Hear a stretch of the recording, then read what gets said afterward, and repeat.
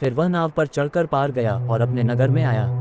और देखो, कई लोग एक झोले के मारे हुए को खाट पर रखकर उसके पास लाए। यीशु ने उनका विश्वास देखकर उस झोले के मारे हुए से कहा, हे पुत्र, ढाढ़स बांध, तेरे पाप क्षमा हुए।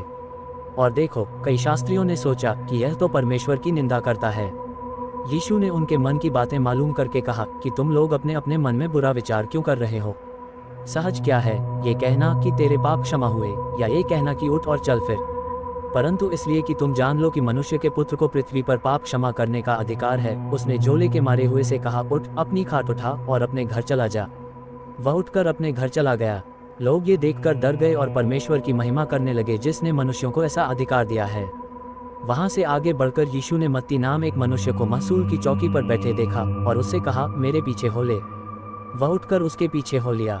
और जब वह घर में भोजन करने के लिए बैठा तो बहुतेरे महसूल लेने वाले और पापी आकर यीशु और उसके चेलों के साथ खाने बैठे।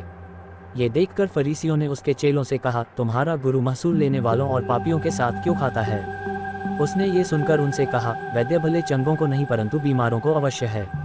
सो तुम जाकर इसका अर्थ सीख लो कि मैं बलिदान नहीं परंतु दया चाहता हूँ, क्योंकि मैं धर्मियों को नहीं परंतु पापियों को बुलाने आया हूँ। तब यूहन्ना के चेलों ने उसके पास आकर कहा, क्या कारण है कि हम और फरीसी इतना उपवास करते हैं पर तेरे चेले उपवास नहीं करते? यीशु ने उनसे कहा, क्या बराती जब तक दूल्हा उनके साथ है शोक कर सकते हैं, पर वे दिन आएंगे कि दूल्हा उनसे अलग किया जाएगा, उस समय वे उपवास करेंगे। कोरे कपड़े का पैबंद पुराने पहिरावन पर कोई नहीं लगाता, क्योंकि वह पैबंद पहिरावन से और कुछ खींच लेता है और वह अधिक फट जाता है। और नया दाखरस पुरानी मशकों में नहीं भरते हैं, क्योंकि ऐसा करने से मशकें फट जाती हैं और दाखरस बच जाता है और मशकें नाश हो जाती हैं, परंतु नया दाखरस नई मशकों में भरते हैं और वह दोनों बची रहती हैं। वह उनसे ये बातें कह ही रहा था कि देखो, एक सरदार ने आकर उसे प्रणाम किया और कहा, मेरी पुत्री अभी मरी है, परंतु चलकर अपना हाथ उस पर रख तो वह जीवित हो जाएगी। यीशु उठकर अपने चेलों समेत उसके पीछे हो लिया। और देखो, एक स्त्री ने जिसके 12 वर्ष से लोहू बहता था उसके पीछे से आकर उसके वस्त्र के आंचल को छू लिया, क्योंकि वह अपने मन में कहती थी कि यदि मैं उसके वस्त्र ही को छू लूंगी तो चंगी हो जाऊंगी। यीशु ने फिरकर उसे देखा और कहा, पुत्री, ढाढ़स बांध, तेरे विश्वास ने तुझे चंगा किया है। सो वह स्त्री उसी घड़ी चंगी हो गई। जब यीशु उस सरदार के घर में पहुंचा और बांसुरी बजाने वालों और भीड़ को हुल्लड़ मचाते देखा तब कहा, हट जाओ, लड़की मरी नहीं पर सोती है। इस पर वे उसकी हंसी करने लगे। परंतु जब भीड़ निकाल दी गई तो उसने भीतर जाकर लड़की का हाथ पकड़ा और वह जी उठी। और इस बात की चर्चा उस सारे देश में फैल गई। जब यीशु वहां से आगे बढ़ा तो 2 अंधे उसके पीछे ये पुकारते हुए चले कि हे दाऊद की संतान, हम पर दया कर। जब वह घर में पहुंचा तो वे अंधे उसके पास आए और यीशु ने उनसे कहा, क्या तुम्हें विश्वास है कि मैं ये कर सकता हूँ? उन्होंने उससे कहा, हाँ प्रभु।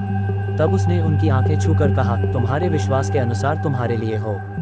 और उनकी आंखें खुल गई और यीशु ने उन्हें चिताकर कहा, सावधान, कोई इस बात को न जाने।